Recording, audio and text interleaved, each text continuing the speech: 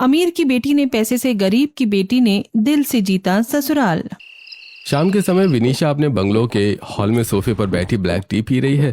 Hall बहुत ही आलीशान है। तभी उसके पिता रोहित उदास चेहरे के साथ अंदर आते हैं। पापा, आप इतने परेशान क्यों लग रही हैं? क्या हुआ? मैं तुझे क्या बताऊं विनीशा, फैक्ट्री में कोई भी वर्कर काम करने को राजी नहीं है। सबको सैलरी समय पर चाहिए, लेकिन काम करने के नाम पर सबको मौत आती है। पिछले कुछ महीनों से भारी नुकसान हो रहा है।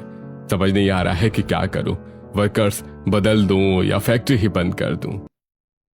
इतनी सी बात के लिए इतना परेशान? ना वर्कर्स बदलने की जरूरत है और ना ही फैक्ट्री बंद करने की। तो फिर क्या करूं, तो ही बता। विनीशा उठ खड़ी होती है अपने पापा के पास आकर। एक काम कीजिए, एक नियम बनाइए। हर महीने सबसे अच्छा काम करने वाले 10 वर्कर्स को उनकी 1 महीने की सैलरी के बराबर बोनस दीजिए। फिर देखिए काम कैसे फटाफट होता है। अरे वाह विनीशा, इतना अच्छा आइडिया मेरे दिमाग में क्यों नहीं आया। पापा, आप इतने अमीर हैं, आपको समझना चाहिए कि पैसे से कुछ भी किया जा सकता है। दुनिया की हर चीज खरीदी जा सकती है। तभी विनीशा की माँ रचना वहाँ आती है। नहीं विनीशा, तुम गलत कह रही हो। पैसे से हर चीज नहीं मिलती, प्यार भी बहुत जरूरी होता है। अच्छा, देखते हैं ऐसा कहाँ होता है। जिस समय विनीशा ऐसा कहा, ठीक उसी समय उसके बंगलों से दूर शहर के दूसरे के कोने में पुराने से कपड़े पहने पूजा अपनी सहेली शिवानी के साथ एक गली से गुजर रही थी। तभी उसे एक छोटा बच्चा गोलू सड़क के किनारे रोता हुआ दिखाई देता है। पूजा उसके पास जाती है और बेटा, क्या हुआ? तुम रो क्यों रहे हो? खुद से कुछ दूरी पर भौंक रहे कुत्ते की तरफ इशारा करता है। वो कुत्ता, मुझे बहुत डर लग रहा है, वो काट लेगा। बस इतनी सी बात? वो नहीं काटेगा, तुम उससे डरो भी मत। पूजा धीरे से कुत्ते के पास जाती है और उसे पुचकारती है और उसके सिर पर हाथ फेरती है। वो कुत्ता पूंछ हिलाने लगता है और शांत हो जाता है। देखा, इसे बस प्यार की जरूरत है। गोलू कुत्ते के पास से होता हुआ वहां से आगे बढ़ जाता है। तभी शिवानी पूजा के पास आती है और पूजा, अभी तो ये कुत्ता खतरनाक लग रहा था, तूने इसे इतनी आसानी से शांत कैसे कर दिया? प्यार में सब कुछ संभव होता है। प्यार से इंसान भी काबू में आ सकता है। अरे तो मुझे प्यार का चूरन मत चटा। ये प्यार सिर्फ जानवरों पर काम करता है, इंसानों पर नहीं।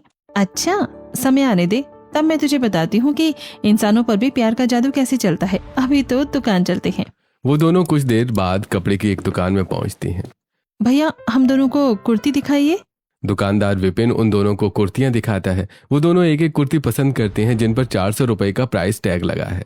भैया, इस कुर्ती के मैं 300 रुपए दूंगी। नहीं भाई, 300 में नहीं मिलेंगी। फिक्स रेट है, 400 रुपए से 1 रुपया कम नहीं होगा। भैया प्लीज दे दीजिए ना, मैं इतनी दूर से चलकर आई हूँ। मैंने बहुत सुना है कि आप बहुत अच्छे और अपने ग्राहकों को बहुत सम्मान देते हैं।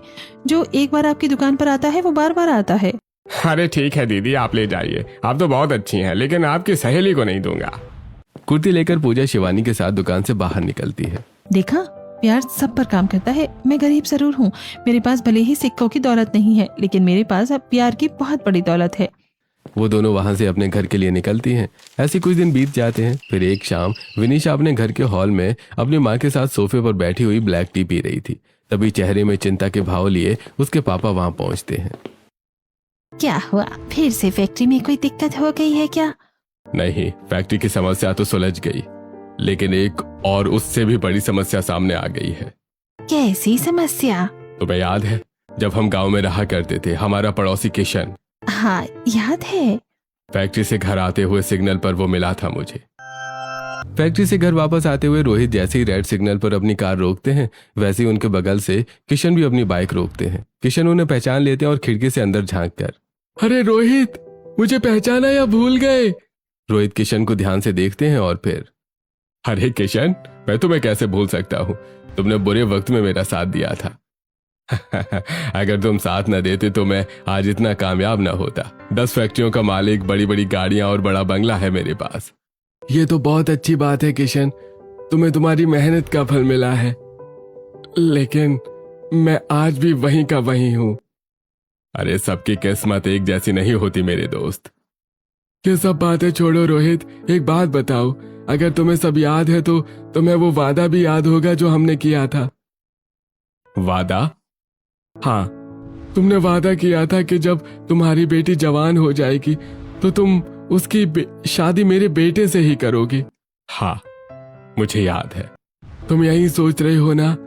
कि तुम अमीर हो गई हो और मैं गरीब, लेकिन तुम फिक्र मत करो, मैं तुम्हारी बेटी को अपनी बेटी की तरह रखूंगा, बहुत मान सम्मान और प्यार दूंगा। तभी रेड सिग्नल ग्रीन हो जाता है और वो दोनों वहां से आगे बढ़ते हैं। अपने दोस्त से सालों बाद मुलाकात की बात बताते बताते रोहित के माथे पर चिंता की लकीरें गहरी हो चुकी थी। हम दोनों ने फिर एक टपरी पर चाय पी और जाते जाते वो मुझे अपने घर का पता दे गया था। वाह, ये तो बहुत अच्छी बात है पापा। मैं एक मिडिल क्लास परिवार में बहू बनकर जाऊंगी। विनिशा, तू इतना खुश क्यों हो रही है? पापा, अगर मैं किसी अमीर घर में जाती तो मुझे कोई भाव नहीं देता, क्योंकि उनके पास पहले से ही पैसा होता। मेरी अमीरी का वहाँ पर कोई मोल नहीं होता। लेकिन एक मिडिल क्लास ससुराल में जाकर मैं अपने पैसों के दम पर वहाँ सबको खुश रखूंगी और उनका दिल जीत लूंगी।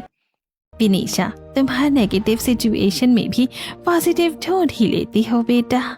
मम्मी, आखिर मैं अमीर बेटी जो हूँ। अपने बचपन के दोस्त से मिलकर किशन घर लौट रहे थे, तभी एक दुकान के सामने अचानक बैल आ जाता है। उसे बचाने के लिए वो ब्रेक मारते हैं। बाइक रुकते ही उनकी नजर विपिन की दुकान के बाहर अपने पिता के साथ खड़ी पूजा पर पड़ती है। कितनी सुंदर और सुशील लड़की है, काश मैं इसे अपनी छोटी बहू बना सकता तो अपने दोनों बेटों की शादी साथ में कर देता। पूजा के पिता बसंत उसकी बात सुन लेते हैं। साहब, क्यों गरीब की गरीबी का मजाक उड़ा रहे हैं? हम कहाँ गरीब और आप पैसे वाले, आप कहाँ हमसे रिश्ता जोड़ेंगे? अरे नहीं नहीं, मेरा मतलब वो नहीं था। किशन ने अपनी बाइक 2 ही कदम आगे बढ़ाई थी कि तभी दुकानदार विपिन दुकान से बाहर आता है और भैया, मुझे अगली बार जब भी काम होगा मैं आपको जरूर बुलाऊंगा, आपका पता तो है ही मेरे पास। किशन उसकी बात सुनकर हल्का सा मुस्कुराते हैं और आगे बढ़ जाते हैं। कुछ ही देर में किशन अपने चारों कमरों, एक हॉल और एक किचन वाले घर में पहुंचते हैं और दरवाजे पर बाइक खड़ी करके अंदर जाते हैं और हॉल में बैठी अपनी पत्नी राधा को सब बताते हैं। और वो मन करके चला गया राधा, सालों बाद दोस्त का मिलना और फिर उस लड़की को देखकर उसे बहू बनाने का ख्याल आना। मुझे लगता है ये इत्तेफाक भगवान ने ऐसे ही नहीं करवाया, जरूर उसकी कोई मंशा रही होगी। अरे, ऐसे इत्तेफाक तो इंसान के जीवन में होते ही रहते हैं। आप बेकार में इतना सोच रहे हैं। तुम्हें मुझ पर भरोसा नहीं है तो एक काम करते हैं, अगर रोहित अपनी बेटी का रिश्ता लेकर आता है तो हम दोनों समझ जाएंगे कि ये इत्तेफाक नहीं है, और फिर मैं खुद उस शख्स को ढूंढता हुआ उसकी बेटी के पास अपने बेटे का रिश्ता लेकर जाऊंगा। ठीक है, देखते हैं क्या होता है। चलो अब खाना बना लूं। राधा वहां से उठकर किचन में चली जाती है। अगली सुबह किशन का पूरा परिवार हॉल में बैठा चाय पी रहा था। तभी उनके घर के बाहर एक बड़ी सी कार आकर रुकती है और कार से बाहर उतरकर रोहित सीधा किशन के सामने आकर खड़े हो जाते हैं और सीधा मुद्दे की बात करते हैं। मैंने अपनी बेटी से बात की है, वो तुम्हारी बहू बनने को तैयार है। अरे ये तो बहुत ही खुशी की बात है रोहित। किशन रोहित को गले से लगा लेता है। सुना राधा, वो इत्तेफाक नहीं था। मैं अब उस शख्स को ढूंढकर उसकी बेटी को भी अपने घर की बहू बनाऊंगा। रोहित के वहां से जाने के बाद किशन विपिन के पास जाते हैं और उससे बसंत के घर का पता लेकर सीधा उसके घर पहुंच जाते हैं और उनसे उनकी बेटी पूजा से अपने बेटे प्रवीण के रिश्ते की बात करते हैं। बसंत रिश्ते से इनकार नहीं कर पाती और कुछ दिनों बाद शुभ मुहूर्त पर अमीर की बेटी की शादी आनंद से और गरीब की बेटी की शादी प्रवीण से हो जाती है और वो दोनों एक साथ ही गृह प्रवेश करती हैं। हॉल में अपने पूरे हो चुके परिवार के साथ खड़ी किशन। देख राधा, मैंने कहा था ना कि अपने दोनों बेटों की शादी एक साथ करूंगा। उसी दिन शाम के समय दोनों बहुओं की मुंह दिखाई की रस्म होती है। हॉल के एक कोने में अमीर की बेटी के साथ आया बड़ा सा fridge, AC, cooler, sofa set, king size bed, washing machine और ढेर सारे बर्तन रखे जाते हैं और उसी के बगल से गरीब की बेटी के साथ आया छोटा सा पलंग, सिलाई मशीन और पंखे के साथ कुछ बर्तन रखे जाते हैं। मुंह दिखाई की रस्म में मोहल्ले की बहुत सी औरतें आई हैं जो दोनों बहुओं का मुंह देख रही हैं, लेकिन पड़ोसन कमला और निशा का ध्यान बहुओं पर नहीं, उनके साथ आए हुए सामान में है। देखो, अमीर बेटी अपने साथ कितना सारा सामान लाई है और गरीब की बेटी अपने साथ क्या लाई है। पूजा उन दोनों की बात सुनकर उनके पास आती है। मैं अपने साथ प्यार लाई हूँ जो इस पूरे परिवार को दूंगी। जमाना कितना बदल गया है ना, गरीब की बेटी होकर भी बातें तो देखो कितनी बड़ी बड़ी कर रही है ये। तभी कोमल विनिशा के पास जाकर उसके कान में मुंह लगाकर, बहुत तो अमीर की बेटी है, संभल कर रहना, इन गरीबों के चोचले तू नहीं जानती। तेरी देवरानी तुझे ऐसे फंसाएगी कि तूने कुछ किया भी नहीं होगा और इल्जाम तुझ पर आएगा। आप चिंता मत कीजिए आंटी, मैं भी अमीर की बेटी हूँ। गरीब की बेटी अगर अपने प्यार के ससुराल वालों को जीतने की कोशिश करती है तो मैं अपनी दौलत से, और प्यार से बड़ी दौलत हमेशा होती है और दौलत जीतती है। तभी अचानक उसकी सास राधा का चेहरा पीला पड़ जाता है। वो अपना सिर पकड़ती है। मेरा सिर, सब कुछ घूम रहा है। राधा लड़खड़ाती है और बेहोश होकर जमीन पर गिर जाती है। पूजा और विनीशा घबराकर उसके पास जाती हैं और अरे मम्मी जी, क्या हुआ? क्या हुआ मम्मी जी? कोई डॉक्टर को बुलाओ ना, एम्बुलेंस को फोन करो। घबराओ मत, जल्दी जल्दी मम्मी जी को उठाओ और कार में बिठाओ। पूजा और विनीशा की बात सुनकर आनंद, प्रवीण और किशन अपने अपने कमरे से बाहर निकलकर वहां आते हैं। आनंद और प्रवीण राधा को उठाकर घर के बाहर खड़ी विनीशा के साथ आई कार में बिठाते हैं। राधा कार के पास पहुंचती है और आनंद, जल्दी गाड़ी स्टार्ट करो, हम हॉस्पिटल जा रहे हैं। आनंद फटाफट ड्राइवर सीट पर बैठता है और कार स्टार्ट करके हॉस्पिटल की तरफ चल देता है। रात के लगभग 11 बजे राधा की आंखें धीरे धीरे खुलती हैं। वो खुद को एक आलीशान हॉस्पिटल के कमरे में प्राइवेट रूम के बेड पर पाती है। अरे इतने महंगे हॉस्पिटल में मुझे कौन ले आया? यहाँ का खर्चा तो बहुत होगा। पूरे परिवार के साथ बेड के पास खड़ी विनीशा। मम्मी जी, आप ये मत सोचिए कि इस हॉस्पिटल का खर्चा कितना आएगा। इस हॉस्पिटल में आपकी रिकवरी बहुत जल्दी होगी। बहू, सब देखना भी पड़ता है, ठीक होने के बाद बिल भी तो भरना है। ये सब बहुत महंगा होगा। आप उसकी बिल्कुल चिंता ना करें मम्मी जी, बिल की जिम्मेदारी मेरी है, आप बस आराम करें। राधा के होश में आने के कुछ देर बाद पूजा के अलावा पूरा परिवार घर वापस लौट जाता है। पूरी रात जागकर पूजा कभी राधा के पैर दबाती तो कभी उसके सिर पर गीली पट्टी रखती और डॉक्टर के अनुसार समय पर दवाइयां देती। बहू, तुम कभी थकती नहीं हो क्या? जब से देख रही हूँ, कभी मालिश कर रही हो, कभी पैर दबा रही हो, कभी सिर सहलाती हो। थोड़ा आराम कर लो। क्या करूँ मम्मी जी, मैं गरीब की बेटी जो हूँ, मेरे पास दिन के लिए धन दौलत तो नहीं है, बस ये प्यार है। अमीर की बेटी जेठानी के पास जो था उन्होंने वो दे दिया, अब जो मेरे पास है मैं वही आपको दे रही हूँ। सच कहा बहू, जिसके पास जो है वही वो दे रहा है। मेरी दोनों बहुएं मेरे लिए बिल्कुल एक बराबर है। शादी के पहले दिन से ही तुम दोनों ने मुझे अपनी माँ मान लिया है।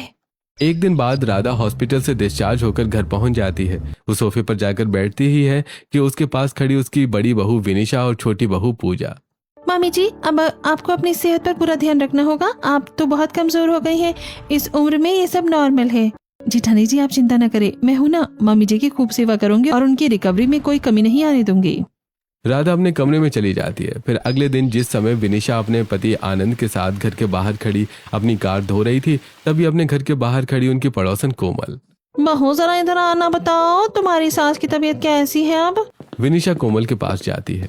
नमस्ते आंटी जी, अब उनकी तबीयत बिल्कुल ठीक है। मैं उनकी रिकवरी पर ध्यान दे रही हूँ। सिर्फ रिकवरी पर मत ध्यान दो, उनकी देवरानी पर भी नजर रखना। मैंने सुना है जब तुम्हारी सास अस्पताल में एडमिट थी तब वही उसके साथ थी। पता नहीं क्या क्या पट्टी पढ़ाती होगी। मेरी देवरानी हॉस्पिटल में मेरी सास की सेवा कर रही थी। अरे गरीब लोग बहुत चालाक होते हैं। सेवा के बहाने कहीं तुम्हारी सास को तुम्हारे खिलाफ न भड़का दे, सावधान रहना। विनीशा कुछ नहीं कहती, बस एक हल्की मुस्कान के साथ आनंद के पास वापस आकर कार धोने लगती है। क्या बोल रही थी कोमल आंटी, कुछ परेशानी है क्या? अरे नहीं, कुछ नहीं। लोगों का काम है फालतू बातें करना, हमें उन पर ध्यान नहीं देना चाहिए। कार धोकर वो दोनों घर के अंदर चले जाते हैं। कुछ दिनों में ही विनीशा देख लेती है कि घर की छत पे रखे फूलों के गमले टूटे फूटे हैं और हॉल में सोफे जमाते हुए और टीवी इंस्टॉल करवाते हुए वो देखती है कि घर का रंग रोगन पुराना हो चुका है। वो हॉल में बैठे पूरे परिवार के पास जाती है और मम्मी जी, ये घर कितना पुराना हो गया है। टाइल्स पुरानी हो गई हैं, पुट्टी जगह जगह से उखड़ रही है और गमले भी कितनी बेजान लग रही हैं। क्यों ना हम पूरे घर का इंटीरियर करवा लें? बहू, हम कहाँ से करवाएं? इतना पैसा नहीं है हमारे पास। जो थोड़ी बहुत बचत थी शादी में सब खर्च हो गई। अरे पापा जी, मैंने आपसे पैसे देने के लिए कब कहा? मैंने तो सिर्फ इंटीरियर करवाने का सुझाव दिया है। इंटीरियर का खर्च मैं उठा लूंगी। हाँ पापा जी, ये अच्छा रहेगा। इसी बहाने घर को नया लुक मिल जाएगा। विनीशा इंटीरियर डिजाइनर को बुलवाकर पूरे घर को नया लुक दे देती है और पूजा घर का पूरा सामान उसकी जगह पर व्यवस्थित रखती है। पूरे घर को नया लुक मिल जाने के बाद दोनों देवरानी जेठानी घर के बाहर खड़ी होकर बाहर से घर को देखती हैं। देखो पूजा, पूरा घर कितना नया और आलीशान लग रहा है। क्या कमाल का लुक आया है। हाँ जेठानी जी, आपने पैसे लगाए और मैंने प्यार से इसे संवारा है।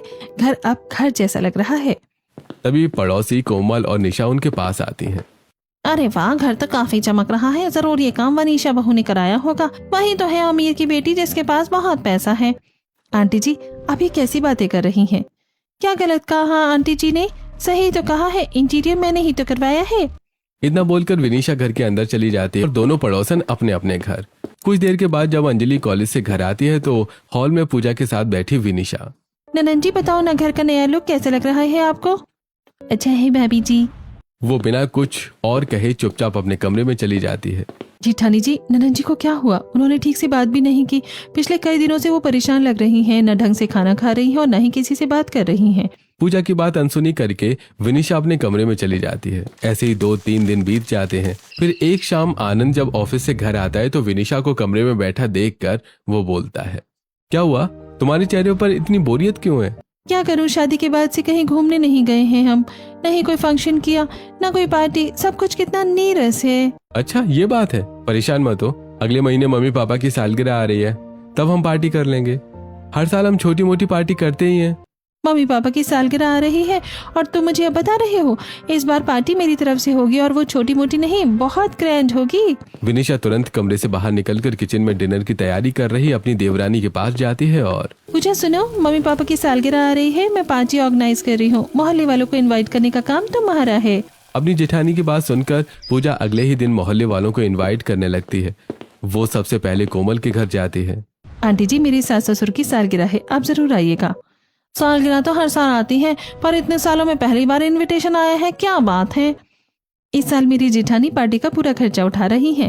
पूजा, एक बात कहूँ, तेरी जेठानी अमीर है, उनके पास पैसा है। जब तेरी सास बीमार थी तब उसने इलाज करवाया था और अब पार्टी का खर्चा भी उठा रही है। तो तू जरा बच के रहना, कहीं इस अमीरी गरीबी के चक्कर में तेरा हक न मारा जाए। कैसी बात करती हैं आप आंटी जी? आपको क्या लगता है कि मेरी जेठानी मेरा हक मारेंगी?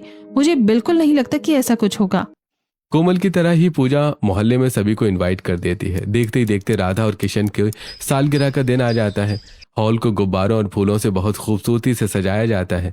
रोड पर लगे टेंट में कैटरिंग वाले कोल्ड ड्रिंक्स और खाने का इंतजाम कर देते हैं। वहीं पर पूरे मोहल्ले के लोग जमा हैं। कुछ लोग हॉल में हैं, राधा और किशन बीच में खड़े हैं। उनके सामने एक बड़ा सा एनिवर्सरी केक रखा है। विनिशा मॉडर्न ड्रेस में उनके पास खड़ी होती है। अरे बड़ी बहू, तुमने तो कमाल कर दिया। सच में हमने तो कभी सपने में भी नहीं सोचा था कि हमारी सालगिरह की इतनी बड़ी और शानदार पार्टी होगी। मम्मी जी, अभी ना ऐसा बोलकर आप मुझे शर्मिंदा कर रही हैं। आखिर मैं आपकी बहू हूँ, आपके लिए इतना तो कर ही सकती हूँ। तभी पूजा हाथ में एक सुंदर फोटो फ्रेम लिए उनके पास आती है। मम्मी जी, पापा जी, मेरी तरफ से ये छोटा सा तोहफा स्वीकार कीजिए। ये एक फैमिली फोटो फ्रेम है। जब भी आप इसे देखेंगे आपको मेरी और पूरे परिवार की याद आएगी। अरे देवरानी जी, आपने ये कब बनाया? मैं तो देखा ही नहीं। जैसे ही मुझे पता चला कि मम्मी पापा की सालगिरह है, बस तभी से बनाना शुरू कर दिया था। अच्छा, तो तुमको लगता है कि आप इस सस्ते फोटो फ्रेम से सास ससुर का दिल जीत लोगी? तोहफा चाहे लाखों का हो या सस्ता सा, देने वाले की नीयत मायने रखती है, उसकी कीमत नहीं। राधा और किशन केक काटते हैं। सब लोग पार्टी एंजॉय करते हैं, लेकिन अंजलि एक कोने में खड़ी फोन पर किसी को मैसेज करने में व्यस्त है।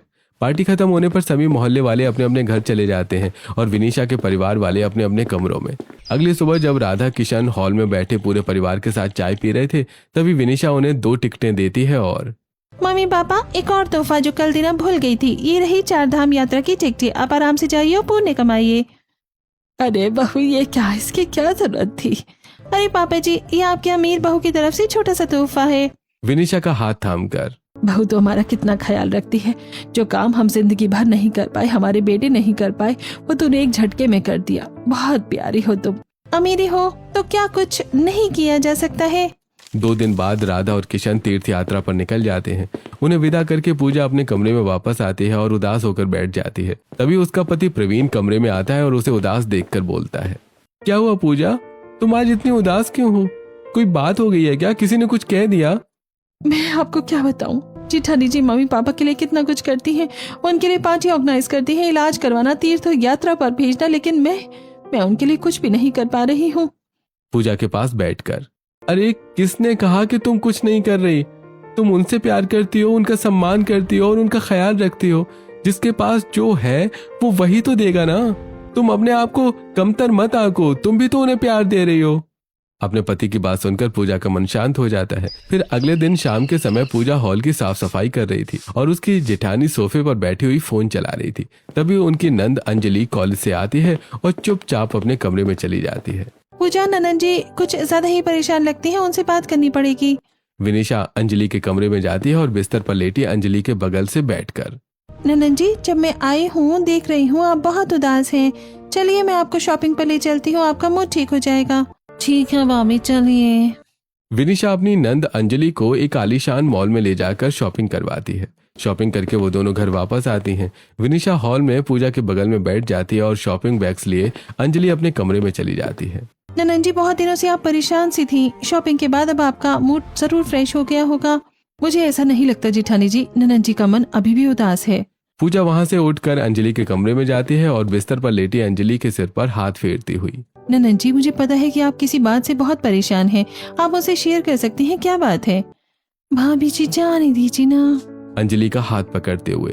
कैसे जाने दूं? आप मेरी परिवार का हिस्सा हैं। अगर परिवार का कोई सदस्य परेशान हो तो मैं कैसे जाने दे सकती हूँ उसे? मुझे पराया मत समझिए, आप मेरी बहन जैसी हैं। अंजलि फूट फूट कर रोने लगती है। भाभी जी, कॉलेज का एक लड़का है जो मुझे बहुत परेशान कर रहा है। वो कहता है कि वो मुझसे प्यार करता है और मेरे बिना नहीं जी सकता। देखो ननन जी, इस उम्र में ऐसे लड़कों का पीछा पड़ना आम बात है। आप जानती होंगी कि उसके इरादे क्या हैं। भाभी, वो मुझसे प्यार नहीं करता। वो सन की साइको टाइप का है। अंजलि को गले लगाते हुए। चिंता मत करो, मैं तुम्हारे साथ हूँ। मैं उसे सबक सिखाऊंगी। भाभी, आपने मेरी इतनी बड़ी चिंता दूर कर दी। काश आप मुझे पहले मिली होती। अब मिल गई हूँ ना, अब चिंता छोड़ो। कल मुझे उस लड़के से मिलवाना, मैं उसकी अकल ठिकाने लगा दूंगी। पूजा के कहने पर अंजलि उस लड़के को पार्क में मिलने बुलाती है और खुद भी पूजा के साथ वहां पहुंच जाती है। जैसे लड़का पार्क में अंजलि के पास आता है, पूजा आगे बढ़ती है और उस लड़के का कॉलर पकड़ लेती है। देख मजनू, तेरे जैसे मजनू मैंने बहुत देखे हैं। अगली बार तूने मेरी ननद को परेशान किया, उनका पीछा किया या उसे कोई मैसेज करने की कोशिश की तो मुझसे बुरा कोई नहीं होगा। गधे पे बिठा के परेड निकलवा दूंगी तेरी। आशिकी का सारा भूत उतर जाएगा। माफ कर दीजिए, मुझसे गलती हो गई। मैं कसम खाता हूँ, अब से मैं आपकी नंद को कभी परेशान नहीं करूंगा। आइंदा दिख मत जाना मेरी ननद के आसपास। वो लड़का कॉलर छुड़ाकर वहां से भाग जाता है। अंजलि और पूजा भी घर वापस लौट आती हैं। अब अंजलि के चेहरे पर उदासी नहीं रहती। कुछ दिनों बाद राधा और किशन 4 धाम की यात्रा करके घर वापस लौट आते हैं। वो दोनों जैसे ही हॉल में पहुंचते हैं वैसे विनिशा उनके पास आती है और मम्मी पापा, कैसी रही आप लोगों की यात्रा? बहुत अच्छी रही बहू, मन को बहुत शांति मिली है। तभी वहां अंजलि और पूजा भी पहुंचती हैं। मम्मी मेरे लिए क्या लाई हो? अरे ननद जी, इतने दिनों के बाद आपको हंसते हुए दिखा है। लगता है मेरी शॉपिंग काम कर गई। नहीं भाभी, आपकी शॉपिंग नहीं बल्कि छोटी भाभी की बातें और उनके सपोर्ट ने काम किया है। कभी कभी पैसों से ज्यादा प्यार काम आता है। तभी पड़ोसन कोमल और निशा घर में प्रवेश करती हैं। तीर्थ यात्रा से आए हो और हमारे लिए प्रसाद भी नहीं लाए? अरे लाई हूँ ना, बैठवा भी देती हूँ। वो दोनों सोफे पर बैठती हैं और राधा का दिया हुआ प्रसाद खाकर अपने अपने घर चली जाती हैं। फिर कुछ दिनों बाद घर के बाहर खड़ी कार साफ कर रही विनिशा के पास कोमल आती है और विनिशा, उस दिन मैंने तुम्हारी ननद की बातें सुन ली थी। जिस बात का डर था वही हुआ। तुम्हारी देवरानी ने सबको अपना बनाना शुरू कर दिया है। विनिशा कोमल की बातें सुनती हुई कार साफ करती रहती है। फिर अगले दिन शाम के समय जब पूजा सब्जी मंडी की तरफ सब्जी लेने जा रही होती है, तभी अपने घर के बाहर खड़ी निशा उसे रोकती है और जब से आई हो देख रही हूँ घर का सारा काम तुम ही करती हो और तुम्हारी जेठानी मालकिन बनी रहती है। आखिर वो अमीर की बेटी है ना और तुम गरीब की बेटी हो, तुम्हें तो नौकरानी बनाकर ही रखेंगे। पूजा चुपचाप वहां से निकल जाती है। तभी वहां कोमल आती है। निशा और कोमल आपस में देखकर मुस्कुराती हैं। अब देखना घर की शांति कैसे भंग होती है। कोमल और निशा की बातों का असर विनिशा पर होने लगता है। उसे अमीर की बेटी होने का घमंड आ जाता है और वो गरीब की बेटी पूजा से ईर्ष्या करने लगती है। उसकी ईर्ष्या उस शाम बाहर आती है जिस शाम पूरा परिवार चौपाटी में पानी के बताशे खा रहा होता है और विनिशा को वहां से कुछ दूरी पर एक रोता हुआ बच्चा दिखाई देता है। वो बच्चा रो रहा है, मैं अभी उसे चुप कराती हूँ। विनिशा चाट खरीदकर बच्चे के पास जाकर उसे देकर वापस आ जाती है, लेकिन वो बच्चा रोना बंद नहीं करता। जेठानी जी, ऐसा नहीं होता। क्या पता उसे कोई परेशानी हो, आपने उससे पूछा ही नहीं। दौलत से हाँ परेशानी दूर की जा सकती है पूजा। नहीं जेठानी जी, दौलत के साथ प्यार का होना भी बहुत जरूरी है। पूजा बच्चे के पास जाती है। क्या हो बेटा, क्यों रो रहे हो? नाली की तरफ इशारा करते हुए। मेरी बिल्ली वहां गिर गई है, उसे निकाल दो ना। पूजा बिल्ली को सुरक्षित बाहर निकालकर उसे दे देती है। बिल्ली मिलते ही वो चुप हो जाता है। पूजा विनिशा के पास आती है। देखा आपने, प्यार से बात करने से वो अपनी परेशानी बता पाए और रोना बंद कर दिया। बिल्ली निकालकर तुमने कोई बड़ा काम नहीं कर दिया है। असली ताकत दौलत में है, प्यार में नहीं। जीवन में दौलत जरूरी है लेकिन प्यार के बिना सब कुछ अधूरा है। दौलत से सुख सुविधाएं तो खरीदी जा सकती है लेकिन दिल की खुशी नहीं। अरे बस करो, तुम दोनों ने ये क्या शुरू कर दिया? पापा जी, मुझे नहीं, देवरानी को चुप करवाइए। शुरू उसी ने किया था। पूरा परिवार एक दूसरे को देखता है और फिर घर की ओर चल पड़ता है। अमीर होने का घमंड आते ही विनिशा की मैरिड लाइफ भी प्रभावित होने लगी थी। वो अपने पति को समझने और टाइम देने की बजाय महंगे तोहफे देने लगी थी। एक दिन ऑफिस से थका हारा आनंद घर आकर जैसे ही कमरे में पहुंचता है, विनिशा उसके पास आती है और महंगी घड़ी उसे दिखाते हुए, आनंद देखो, मैं तुम्हारे लिए ये कितनी महंगी घड़ी लाई हूँ, मुझे पता है तुम्हें ये पसंद आएगी। ठीक है, टेबल पर रख दो, ऑफिस जाते हुए पहन लूंगा। बिना ज्यादा बात किए आनंद बिस्तर पर बैठकर फोन चलाने लगता है। तो वहीं दूसरी तरफ जैसे प्रवीण कमरे में आता है, पूजा तुरंत उसके पास आती है और उसका बैग ले लेती है। आज आपका दिन कैसा रहा? अरे बहुत अच्छा रहा, तुम्हारे साथ बैठना और प्यार भरी बातें करना ही मेरी दिन भर की सारी थकान मिटा देता है। जिस समय पूजा का पति उससे दूर जा रहा था, उसी समय विनिशा देखती है कि पूजा और उसके पति के बीच के रिश्ते अच्छे हैं, क्योंकि वो हॉल में सबके सामने भी हंसी मजाक कर लेते थे। एक दिन आनंद और प्रवीण के ऑफिस के जाने के बाद विनिशा पूजा के कमरे में आती है और, देवरानी जी, एक बात पूछनी थी। मैं देख रही हूँ तुम कभी अपने पति को महंगे तोहफे नहीं देती, न ही कुछ खास करती हो, फिर भी वो तुम्हारे साथ इतना खुश रहते हैं। जेठानी जी, जहाँ प्यार हो वहाँ दौलत की जरूरत ही नहीं पड़ती। पति पत्नी के बीच केवल प्यार और एक दूसरे को समझने की समझ होनी चाहिए। मुझे तो लगता था कि मैं अमीर हूँ तो महंगे तोहफे देकर ही सबका दिल जीत सकती हूँ। नहीं जेठानी जी, महंगे तोहफों से बढ़कर प्यार और संयम होता है। तुम जेठी को प्यार और समय दो, फिर देखना वो आपसे जरूर खुश रहेंगे। पूजा की बात मानकर विनिशा अपने पति को महंगे तोहफों की बजाय उसे समय और प्यार देने का फैसला करती है। उसी शाम जब आनंद ऑफिस से घर आकर कमरे में पहुंचता है, तो विनिशा उसके पास जाती है और उसके हाथ से बैग लेकर, आइए बैठिए, अपना बैग मुझे दे दीजिए, सिर में प्यार से हाथ फेर कर। चलिए मैं आपके सिर की चंपी कर देती हूँ। अरे सच में तुम मेरे लिए ये करोगी? वाह, तुम्हारी ये बात और प्यार तुम्हारे दिए गए महंगे तोहफों से कहीं ज्यादा कीमती है।